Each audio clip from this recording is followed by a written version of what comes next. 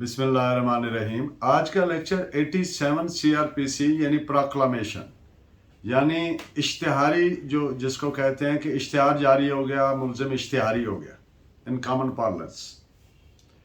तो this is one of the most important topic of CrPC because day to day life में आप देखते हैं प्रोफेशनल लॉयर्स के हर दूसरे केस में ये फिनोमेना का मैनिफेस्टेशन होता है। कोर्ट 87 की प्रोसीडिंग कब करेगी, कैसे करेगी, इस पे मुख्तसरन जायजा लेते हैं कि एक कोर्ट ने एक मतलूबा शख्स मुल्जिम को या किसी ऐसे आदमी को जिसके खिलाफ नॉन कग्निजेबल ऑफेंस है अलेजेड, उसको समन किया, नोटिस किया, वारंट किया, वो हाजिर नहीं आया। अब जो प्रोसेस सर्वर था उसके बयानात वगैरह लिखे and now the court has reason to believe, court को ये यकीन हो चला दो बातों का कि वो आदमी जिसको वारंट सर्व किया गया था और नहीं आ रहा, तो वो deliberately and intentionally is concealing himself, जानबूझकर छुपा हुआ है, has made himself inaccessible, is hiding himself. Warrant से बचने के लिए बदनीयती से जानबूझकर छुपा हुआ है। Once the court is satisfied of this fact, तो सिर्फ उस सूरत में कोर्ट 87 की प्रोसीडिंग शुरू करेगी ये, और उसके प्रोक्लामेशन का ऑर्डर करेगी, इश्तिहार का ऑर्डर करेगी। अब ये कैसे एग्जीक्यूट किया जाएगा? एक तो ये अखबारात में दिया जा सकता है, दूसरा ये मुश्तरी मनादी एक प्रोक्लामेशन। एक दौर था जब कस्बे देहात में जाके वो ढोल बजाते थे, जहां जो मेन जगह होती थी वहां की, और वहां पे ऐलान करते थे। तो आज के दौर में आज के हिसाब से वेज एंड मीन्स यूज करने, तो कस्बा देहात है तो वहां पे जो परमानेंट प्लेस है वहां पे अफिक्स करना है, चस्पा करना है उसको, और मनादी करानी है मसाजिद में, मंदिर में, चर्च में, वहां पे जो भी पब्लिक प्लेस है वहां पे उसको ऐलान किया जाना है कि ये आदमी इसके खिलाफ ये है, जिस किसी को पता हो उसको, ताकि उसके इल्म में आ जाए। और 30 दिन का टाइम दिया जाना है, 30 डेज, और एक कॉपी ऑफ द प्रोक्लामेशन जिस कोर्ट ने जारी किया है उसके बाहर नुमाया जगह पे वहां पे भी अफिक्स करनी है, चस्पा करनी है। जब तक 30 दिन गुजर नहीं जाते नेक्स्ट प्रोसीडिंग नहीं करनी 88 की। अगर कर ली तो वो क्या होगा, वो मुनासिब नहीं होगा, इम्प्रॉपर होगा। तो ये खुलासा है सेक्शन 87 का। अब इस पे डिफरेंट केस लॉज की नौयत में डिफरेंट इवेंचुअलिटीज पे बात करते। पूरी सीआरपीसी में 3 जगह पे वर्ड एब्सकॉन्ड यूज हुआ है। सेक्शन 87 एक तो इसमें यूज हुआ, 90A और सेक्शन 512, 3 सेक्शंस हैं जहां पे ये यूज हुआ है, और एक सेक्शन पीपीसी का है जिसमें वर्ड एब्सकॉन्ड यूज हुआ है, that is section 172 PPC. Abscond का मतलब क्या है, मकसद क्या है, what does it mean, the connotation of the word abscond. Abscond means a person who deliberately hides himself or makes himself inaccessible to the process of law. और ये जुर्म बनता है अगर पब्लिक सर्वेंट कोर्ट भी, यानी कि जिसने तलब किया और वो नहीं आ रहा, जानबूझकर छुप रहा है, तो ये जुर्म बनता है 172 पीपीसी का, जिसके तहत 1 महीना सजा या 500 जुर्माना हो सकता है। ये जब किसी आदमी को पीओ करते हैं तो उसके लिए प्रिजम्पशन ऑफ गिल्ट का होना जरूरी नहीं है। एब्सकॉन्डर डिक्लेयर करने के लिए, प्रोक्लेमेशन जारी करने के लिए ये चीज जरूरी नहीं है कि प्रिजम्पशन ऑफ गिल्ट है कि नहीं। ये जरूरी है कि ये आदमी जानबूझकर छुप रहा है और हाजिर नहीं आ रहा, इसकी बाबत एविडेंस रिकॉर्ड करे, और फिर एविडेंस से मुराद जो सरसरी प्रोसीडिंग वो रिकॉर्ड करे और फिर उस पर ऑर्डर करे। इस पे केस ला जी जो मैंने दो चार बातें की इस पे नोट फरमाइए। PLD 1978 supreme court page 102। और ये बात के जानबूझकर छुपे वारंट समन प्रोसेस से कोई आदमी डिलिबरेटली हाइडिंग हिमसेल्फ, तो वो सेक्शन 172 इस पे केस ला नोट फरमाइए। 1984 Pakistan criminal law journal page 3015।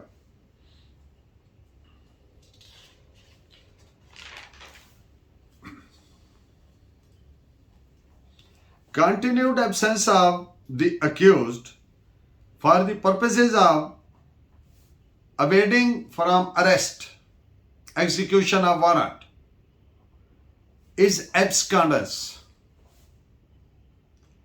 This is reported as PLD 1975 Peshawar page 131 and PLJ 1975 Criminal Cases Peshawar page 193.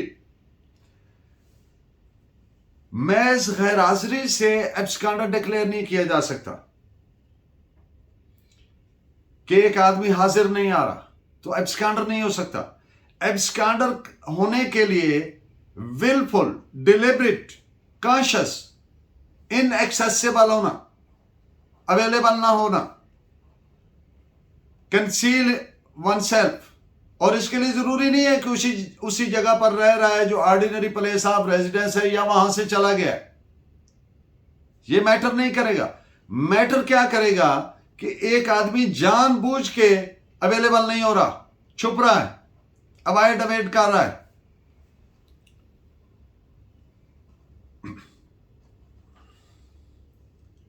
तो तब उसको एब्सकॉन्डर डिक्लेयर किया जाएगा। इस पे नोट कीजिए PLD 2001 AJK 46।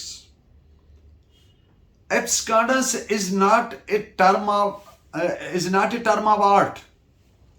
It is a term of law, and it is to be proved by plausible evidence. किन की? वो जो जाते रहे समन लेकर, नोटिस लेकर, वारंट लेकर, उनके बयानात या बयान हल्फी। तो फिर जब ये चीज सामने आए और कोर्ट मुतमईन हो, कोर्ट का इत्मीनान जरूरी है। Now it is discretion of the court whether the court is satisfied और नॉट। किस बाबत? कि जानबूझ के छुप रहा है या उसको पता नहीं है। अगर पता नहीं है या मुल्क से बाहर चला गया या कोई ऐसी सूरत हाल है कि उसके इल्म में नहीं है, तो फिर वो एब्सकॉन्डर नहीं हो सकता। उसके लिए विलफुल इनएक्सेसिबिलिटी जरूरी है। और 87 और 88 की प्रोसीडिंग सिर्फ उसी सूरत में की जा सकती है, एग्जीक्यूट प्रोसीडिंग, जब ये चीज सामने आ जाए, कोर्ट का इत्मीनान हो जाए कि ये आदमी जानबूझकर छुपा हुआ है। और ये प्रूव करना मस्ट है। किन पे? जो जाते रहे। प्रोसिक्यूशन ने पॉजिटिव एविडेंस के जरिए इसको प्रूव करना है, तब उसको एब्सकॉन्डर कहा जा सकता है। It's not a otherwise term of art कि जी बस ये एब्सकॉन्ड हो गया, हाजिर नहीं हुआ। No, not like that. PLD 1976 law page 1240। एक और बात कि जब तक 87 और 88 की कार्रवाई ना की जाए किसी आदमी के खिलाफ, उसको एब्सकॉन्डर लीगली कहा ही नहीं जा सकता। तो इस पे केस लॉ नोट कीजिए 2009 YLR पेज 367। अब एक इवेंचुअलिटी ऐसी हुई कि 30 दिन पूरे नहीं हुए और ट्रायल कोर्ट ने जो वो प्रोसेस सर्वर्स थे उनकी वो एविडेंस रिकॉर्ड नहीं की, 500 यानी 512 की भी प्रोसीडिंग नहीं की। तो उसके बगैर जो इश्तिहार जारी करना है वो क्या है? वो इलीगल है, अनवारंटेड बाय लॉ है। इस पे नोट फरमाइए 1991 Pakistan criminal law journal 2229। Trial शुरू ही नहीं हो सकता अगर कोई मुलजिम गैर हाजिर है, और 87-88 की कार्रवाई के बगैर ट्रायल शुरू ही नहीं हो सकता। एक बात। दूसरी बात यह है कि अगर 3 मुलजिम हाजिर है और उनमें से एक, मुकदमा वही है, उनमें से एक गैर हाजिर है, तो उसके खिलाफ जब तक 87-88 की प्रोसीडिंग ना हो जाए तब भी ट्रायल शुरू नहीं हो सकता। वो 3 जो मुलजिम है भले पेश हो रहे हैं। तो इस पे नोट फरमाइए 1997 MLD 1609। अब एक आदमी बेल पे रिहा हुआ, वो गैर हाजिर हो गया, उसके बाद वो ट्रायल शुरू हो गया, वो बंदा हाजिर नहीं हो रहा, तो फिर क्या कोर्ट करेगी? तो फिर कोर्ट वारंट जारी करेगी under section 204 of the CrPC. तो इस पे नोट फरमाइए, 1992 Pakistan criminal law journal page 414। अब मैंने पिछली जजमेंट में एक लफ्ज यूज किया कि 512 की कार्रवाई, तो 512 की कार्रवाई 87 88 के बाद होगी। जब तक 87 और 88 की कार्रवाई ना हो जाए 512 की नहीं हो सकती। इस पे आप नोट फरमाइए, PLD 2001 Azad Jammu and Kashmir page 46। हमने एक बात की कि जो प्रोक्लेम्ड ऑफेंडर होता है, यानी इश्तिहारी मुल्जिम होता है, या फ्यूजिटिव फ्रॉम लॉ होता है, या स्कैंडर, ये सारे वर्ड्स उसके लिए लीगली यूज होते हैं, तो वो loses some of the normal rights as compared to other accused who have surrendered and who have made themselves appear before the court vis-a-vis those। तो ये कोई हार्ड एंड फास्ट रूल नहीं है। हर criminal case के अपने हालात वाकयात होते हैं। तो इसलिए ये सिर्फ उस सूरत में हार्डली एप्लीकेबल होगा, स्ट्रिक्टली एप्लीकेबल होगा, जब एक आदमी की जो एब्सेंस है that is proved to be deliberate, जानबूझ के, तो फिर ये स्ट्रिक्टली उस पर एप्लीकेबल होगा। अगर कुछ हालात वाकयात अलग से है जहां पे उसकी वो चीज सामने नहीं आ रही, डिलिक्वेंसी ऑफ माइंड नहीं सामने आ रही, तो फिर ये उस तरह से स्ट्रिक्टली एप्लीकेबल नहीं होगा। This is reported as 2001 YLR page 2074। एक और बात कि एक आदमी इश्तिहारी हो गया, PO हो गया, प्रोक्लेम्ड ऑफेंडर हो गया, यानी इश्तिहारी मुल्जिम हो गया, तो इसका इस चीज पे कोई फर्क नहीं पड़ेगा कि अगर प्रोसिक्यूशन केस में कोई डेंट्स है, डाउट्स है, डिस्क्रिपेंसीज है, डिफेक्टिव इन्वेस्टिगेशन सरफेस हो रही है, तो इससे प्रोसिक्यूशन को कोई फायदा नहीं पहुंचेगा। तो इस पे आप नोट फरमाइए, 2018 YLR page 2034 and 1980 SCMR page 474। Proclaimed offender, इश्तिहारी मुल्जिम, भले वो जितना मर्जी आप कह लें कि normal rights, some of the normal rights procedural और सब्सटेंटिव लॉ के वो लूज करता है as compare to other citizen, लेकिन वो भी मैं अर्ज कर दूं कि जो आदमी PO है उसका सबसे पहले कौन सा राइट अफेक्ट हो जाएगा? वो अपील नहीं कर सकता, वो रिवीजन नहीं कर सकता, वो कोई और पिटिशनिंग नहीं कर सकता कोर्ट के सामने। These are procedural rights which have been got adversely affected by his status of having become PO। लेकिन जितना मर्जी बड़ा इश्तिहारी है, जितना मर्जी डेस्परेट वांटेड क्रिमिनल है, once he is arrested, he cannot be deprived from article 4 of the constitution। आप जानते हैं article 4 of the constitution, what does it mean? To be treated in accordance with law। accused जितना मर्जी heinous crime है, बाज crimes ऐसे होते हैं कि the conscience of whole of the society is affected, stirred up, the emotions of the public at large are stirred up, sensational crime, रोंगटे खड़े हो जाते हैं, जो मर्जी हो जाए, किसी अक्यूज्ड को उसके right to be treated in accordance with law उससे डिप्राइव नहीं किया जा सकता। इस पे आप नोट फरमाइए, PLD 2004 सुप्रीम कोर्ट पेज 483। अब जो PO हुआ है, एक आदमी इश्तिहारी हुआ है, तो ये इस चीज का सबूत नहीं है कि वो गिल्टी है। ये इसलिए ये बात कर रहा हूं कि जो डेवलप्ड कंट्रीज होते हैं जहां पे रूल ऑफ लॉ नहीं होता, ज़हनी पसमानदगी होती है, जो अनकल्चर्ड अनसिविलाइज्ड मुआशरे होते हैं, वहां पे बाज़ औकात innocent people also become PO, इश्तिहारी हो जाते हैं, मासूम लोग, बेगुनाह लोग। उसकी क्या वजह है? They don't They don't repose trust in the investigation agencies to get merited relief from there. यकीन ही नहीं होता, आदम एतमाद होता है तफ्तीशी इदारों पर, वहां पे अजियत और तशद्दुद होता है। इसलिए वो लोग उस खौफ से, बाज मोअज़्ज़िज़ लोग इश्तिहारी हो जाते हैं कि हमें इंसल्ट करेंगे, हमें अजियत देंगे, अनबिकमिंग मैन हैंडलिंग करेंगे। तो इसलिए ये मैंने पहले गुजारिश की कि ये सबूत नहीं है इप्सो फैक्टो कि इश्तिहारी हो गया तो ये इसने जुर्म किया। इस वजह से भी लोग इश्तिहारी हो जाते। और दूसरी वजह, अब आपने दो वजूहात मैं आपके सामने रखता हूं। दोनों तरह के इश्तिहारियों को उनकी सूरत हाल के मुताबिक डील करना है आपने, अलग अलग तरीके से। कोई ये नहीं है कि रन ऑफ द मिल है कि रखें जी इश्तिहारी है तो बस इसके साथ ये, नहीं, आपने देखना है कि इश्तिहारी की नौयत क्या है। पहली कैटेगरी कौन सी है? इनोसेंट लोग, जो मैंने अर्ज किया, पुलिस के खौफ से या ट्रायल की अजियत से, from the ordeals of trial, protected trial. वो जी 2 साल 3 साल कौन जलील होता रहे। तो ये जो आर्डील्स ऑफ ट्रायल है, ये जो अजियत है, ये भी एक वजह है। Speedy dispensation of justice right है हर शख्स का, हर मुलजिम का।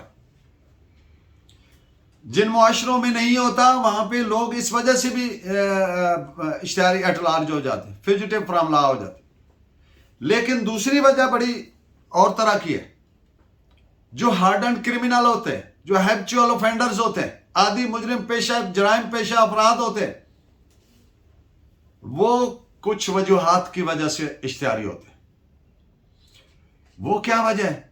को एविडेंस जाया करनी है, नाश ठिकाने लगानी है, ब्लड स्टेन्ड क्लोथ्स, खून आलूद कपड़े छुपाने हैं, कोई एविडेंस डिलीट करनी है, कोई गवाहान को ठिकाने लगाना है, कोई गवाहान को हैम्पर करना है, थ्रेट करना है, उनको रोकना है।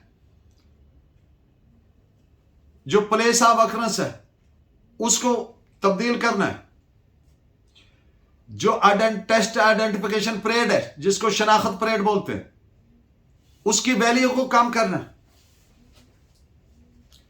तो इसके अलावा कई और दीगर सूरतें हाल हो सकती हैं।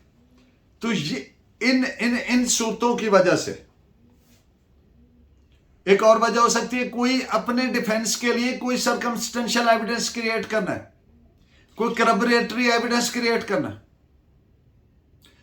तो जौन सी भी ये वजूहात हैं, इस तरह के हालात के सूरत हाल में जो आदमी नजर आता है कि ये इश्तिहारी हुआ है, इन वजूहात से ही must be given full dose, no leniency, full punishment. तो इन सारी इवेंचुअलिटीज पे एक comprehensive judgment of supreme court PLD 1976, supreme court page 6 to 9।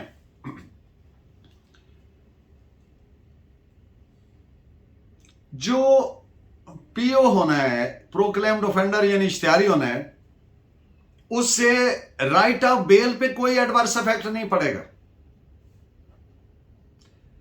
इस बेल अपने मेरिट पे होगी या नहीं होगी, जो सेटल्ड उसके पैरामीटर्स है। तो इस पे 2 जजमेंट्स हैं सुप्रीम कोर्ट की, आप रिकॉर्ड फरमाइए। 1989 SCMR 899 एंड 1998 SCMR पेज 190। अब एक ऑनरेबल कोर्ट है, कॉम्पिटेंट कोर्ट है, उसने 87-88 की प्रोसीडिंग की, एनविजिज की, और उसके बाद रीजन लिख के किसी पुलिस ऑफिसर को इख्तियार देना है for conducting a raid upon a house. तो ये एक reason order which has been passed after recording of the evidence, इसलिए कि दो तीन फंडामेंटल राइट्स को अफेक्ट होना है। क्या? प्राइवेसी ऑफ ए हाउस, घर में एंटर होना है, रेड करना है, वहां पे उनकी जो मूवमेंट है, वहां पे उनकी जो लिबर्टी है, और वहां पे उनका जो राइट है to be treated in accordance with law. तो ये एविडेंस रिकॉर्ड करने के बाद एक वेल रीजनड ऑर्डर होगा मैजिस्ट्रेट का, तो फिर वो वारंट, सर्च वारंट या warrant to raid police officer को नॉमिनेट करके स्पेसिफिक इख्तियार देगा। अगर सीआईए इंस्पेक्टर ने रेड किया और उसके पास ये नहीं है तो वो इलीगल रेड था, तो इसके लिए अलग से एक जुर्म है, illegal entry, search, seizure by police officer, section 156 के तहत मुस्तूजबे सजा है। तो ये इस पे आप केसला नोट फरमाइए, पीएलडी 2001 पेशावर, पेज 135। अगर कोई शख्स बेलेबल या नॉन बेलेबल वारंट्स जारी होने से पहले ही मुल्क से बाहर चला गया, अब उसके इल्म में ही नहीं है कि मेरे खिलाफ कोई नॉन बेलेबल वारंट जारी हुआ है या इस तरह की सूरत हाल है, तो उसके खिलाफ 87 की प्रोसीडिंग नहीं की जा सकती। At the cost of repetition I am saying that उसके लिए विलफुल इनएक्सेसिबिलिटी जरूरी है, जानबूझकर अपने आप को हाइड करना, कंसील करना, अनअवेलेबल होना, ये सूरत हाल जरूरी है, तभी हो सकती है 87 की प्रोसीडिंग, वरना नहीं हो सकती। जहां पे भी ये एग्जिस्ट नहीं करती वहां पे नहीं हो सकती। तो इस पे आप केस लॉ नोट फरमाइए, 2005 पाकिस्तान क्रिमिनल लॉ जर्नल 1889। और जो प्रोक्लेमेशन है रिटर्न फॉर्म में होना जरूरी है, और जो वारंट ऑफ अटैचमेंट, कुर्की का जो ऑर्डर है वो होता है अंडर सेक्शन 88 सीआरपीसी के। जब तक until and unless these are not in writing form, written form, तो एब्सकॉन्डस नहीं हो सकती। इस पे आप 1989 SCMR 1987 और 1980 SCMR 280।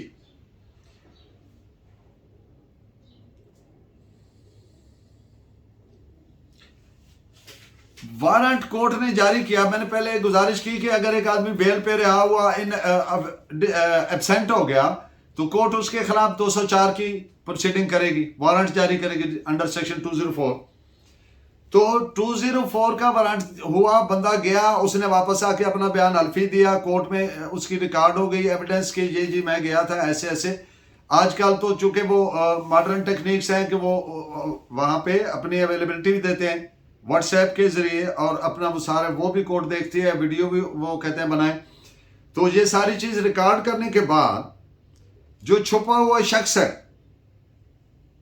Shell be deemed to be absconder, इश्तिहारी तस्वर होगा, एब्सकॉन्ड कर गया, पगड़ा हो गया। तो remaining eventualities we will discuss in the part 2 of the lecture about same section, that is 87। Keep in touch. Allah ने के बाद।